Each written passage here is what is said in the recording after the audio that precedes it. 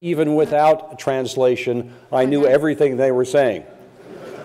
The same jokes as in the United States, the same war stories, the same connections, obviously personally between the participants. I was very comfortable with that discussion, both the feel of it and the substance of it. As many of you know, the American Bar Association is the voice of the international legal profession. We have over 400,000 members around the world, many of them in Turkey. The ABA works on a wide variety of corporate governance and social responsibility issues. We are frequent partners with the OECD, one of the sponsors here, on these questions, on the questions we're discussing today. This is obviously a very interesting time to be here in Turkey, to be in Istanbul, talking about these governance issues. I am tempted to talk about some broader governance issues currently being discussed in the press here in Turkey and that we see on TV at night, every night, current events here in Turkey. But because I am a bit of a coward, I think I will stick with what I was asked to discuss today, which is corporate governance trends in the United States. There are a small number of topics that I want to touch on today, and in thinking through these corporate governance issues, I have wondered how the U.S. Congress would be rated after the recent U.S. government shutdown in the United States. I'm afraid they would not be ranked very highly. The first topic I want to talk about is the ABA and corporate governance generally. After the Enron scandal in 2001 and other corporate scandals in the U.S., Congress at that time enacted corporate governance reform legislation known as the Sarbanes-Oxley Act of 2002.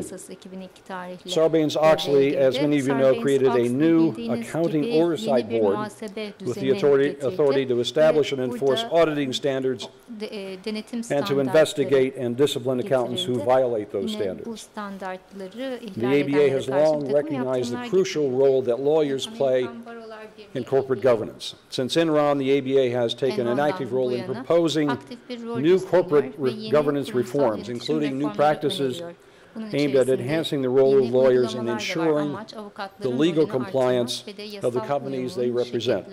And these are companies at all levels in the United States, large companies, Coke, others that you've seen on the board here, and smaller companies as well. In 2000, the ABA also actively sought to strengthen the ethical standards governing all lawyers, including those who represent those companies. So in 2003, the ABA endorsed a variety of things, but a set of proposed corporate governance practices, including regular executive meetings between the company's general counsel and its independent directors. We pursued an amendment to the ABA rules of professional conduct, requiring corporate attorneys to report misconduct up the corporate ladder to the company's senior management and, if necessary, its board of directors. And we pursued an amendment to the ABA rules of professional conduct, permitting lawyers to reveal confidential information, client information, to third parties if necessary to prevent serious financial harm resulting from a client's crime or fraud. Now, the ABA has spearheaded many efforts on corporate responsibilities, particularly in adherence to international human rights principles and human trafficking. In 2007, the ABA House of Delegates adopted policy urging corporate adherence to international human rights principles in the conduct of business activities. Last year, the ABA House of Delegates adopted a resolution endorsing the United Nations Framework for Business and Human Rights, its companion guiding principles on business and human rights, and also the human rights provisions of the OECD guidelines for multinational enterprises. That's a very powerful package, and one that has only really developed over the last year or two, and that I think will be a growing part of what all of us do, whether business people or lawyers, in guiding our corporations in the future. In this coming February, the ABA House of Delegates will consider a resolution drafted by the ABA section of business law that would adopt ABA model business and supplier policies on labor trafficking and child labor that would encourage corporations to voluntarily adopt and implement their own policies based on the model policies that we've prepared. Another topic I want to talk about is a rise of shareholder activism in the United States. From 2010 to 2013, the number of challenges by activist shareholders worldwide jumped by 88%, according to a recent report by the Linklaters law firm. This is from 172 interventions in 2010 to 323 for the first 9 months of last year. The majority of those took place in the United States, and over the past decade, the number of activist shareholders themselves has more than doubled. And I think that's a trend we all need to be aware of for the future. In recent years, activist shareholders have begun targeting companies more than once, showing that they have more staying power and more sophistication. Originally, as many of you know, a gadfly would come in and propose something, it would fail, and the corporation would move on. Now this has become a repetitive process. Activist shareholders are able to pursue those for longer periods of time and with greater vigor. Increasingly, activist shareholders now include institutional shareholders, such as pension funds. This is an enormously important development, so that we're not just dealing with gadflies anymore, but with serious major players in the business world. In addition to executive compensation, which has always been an important topic for activist shareholders, some of the most popular issues challenged by shareholder activists include proxy access to press for more board seats, share buyback programs, those are particularly popular in the U.S. right now, and financial and non-financial reporting issues. Those are the topics that the activist shareholders are now pursuing most actively. Another significant development in the U.S. which relates to governance and shareholder activism is the rise of benefit corporations. Benefit corporations are a new class of corporation that are now authorized in more than 20 states, and I think over the next few years in almost all states. These new benefit corporations enable a particular corporate entity to declare a benefit or mission as part of its DNA beyond simply increasing shareholder value, so that they can focus on social issues as a real purpose of the corporation. As a benefit corporation, a company is held accountable for adhering both to this social benefit as well as to the traditional stakeholders that one would normally assume to which it would be responsible. Benefit corporations are a new class of corporations that are now authorized, as I indicated, in 20 states. I think we will see a lot more of their kind in the future. Another topic that I wanted to touch on briefly is proxy advisory firms. Concerns have been raised in the U.S. about the influence of proxy advisory firms on shareholder voting. Proxy advisory firms are hired by shareholders to recommend and sometimes cast proxy statement votes on their behalf. I'm not quite sure whether that has arisen with much activity here, but that is an increasing concern in the U.S. because of the concentration in a small number of firms without much regulatory guidance. With the increase in institutional share ownership, proxy advice is in high demand in the U.S., and currently 2 firms, Institutional Shareholder Services and Glass, Lewis & Company, dominate this proxy advisory business. Those 2 companies control 97% of the market, which is really unusual, and I'm expecting we will see some competitors come in if they can force their way into the market. However, these firms are unregulated, and little is known about how they compose their reports to shareholders or how their voter recommendations are prepared. In addition, ISS also provides consulting services, including to the very companies that they analyze, for voting recommendations, obviously creating a potential conflict of interest. And Glass Lewis is owned by a pension fund, which also creates a possible conflict of interest. Among others, NASDAQ in the U.S. as a regulator has called for greater transparency and accountability for proxy advisory firms. The SEC and a subcommittee of our House in Congress, the Financial Services Committee, have held recent public hearings to address concerns about the unchecked influence of proxy advisory firms.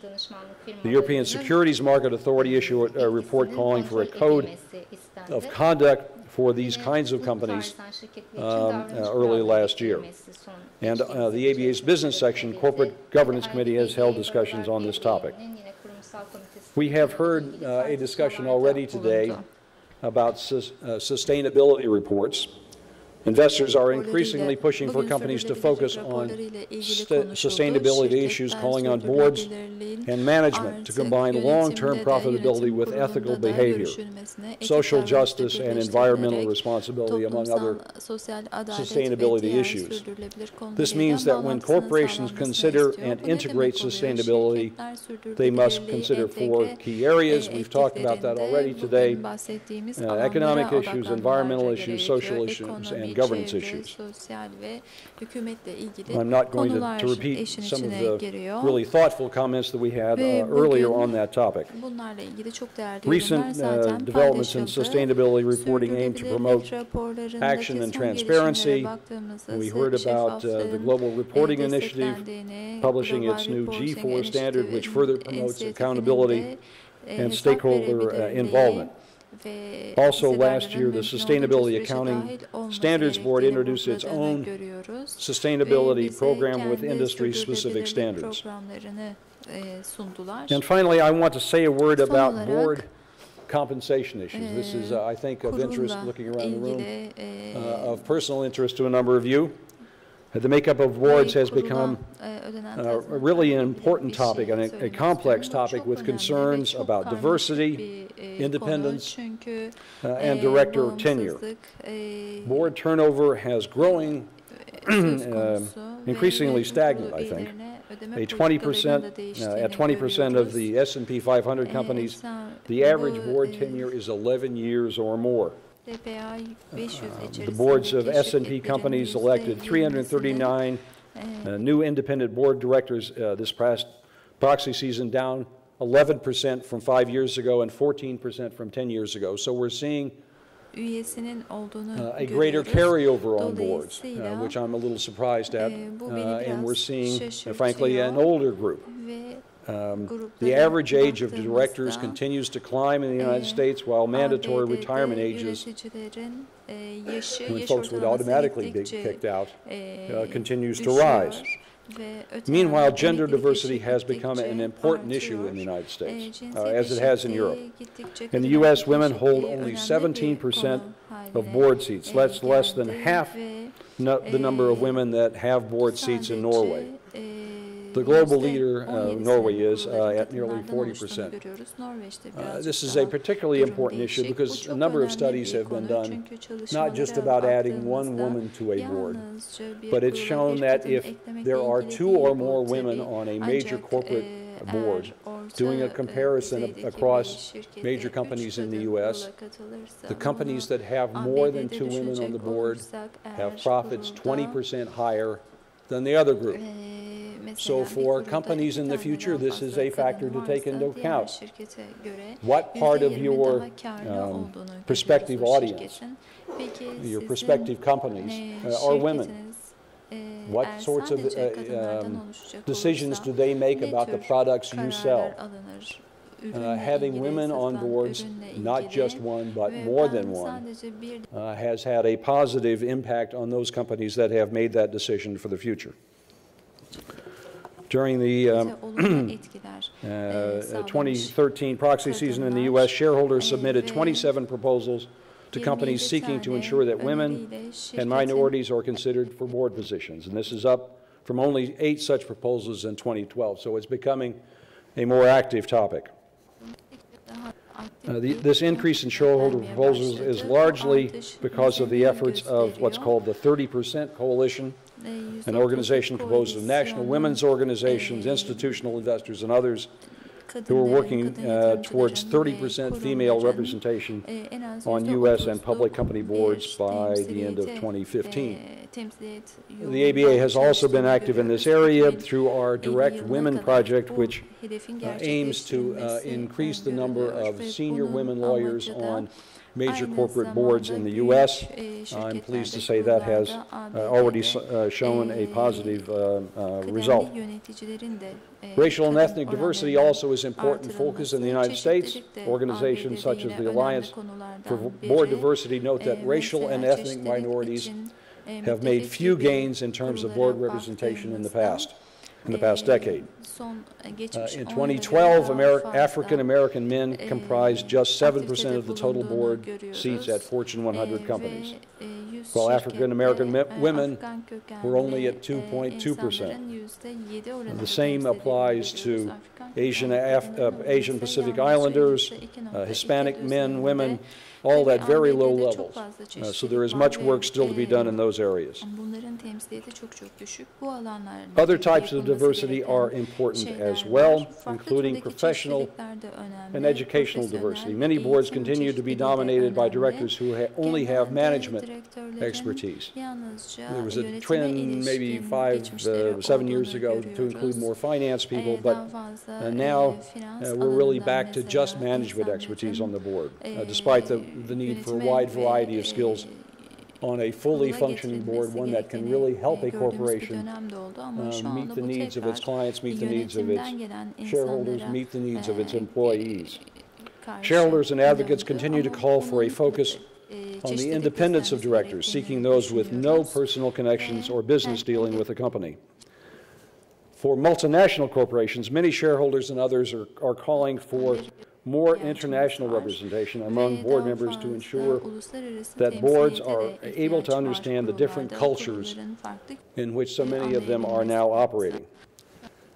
As an international lawyer, and now that I am about halfway through my term as president of the American Bar Association, I want to focus on one other area of board diversity that I hope can be increased, and that is board positions for former ABA presidents. I was supposed to get a bigger laugh than I got. Anyway, I know that including former ABA presidents on your boards will help you immensely, might even help me a little bit. Thank you very much for including me in your discussion today. I much admire what you are doing. Thank you.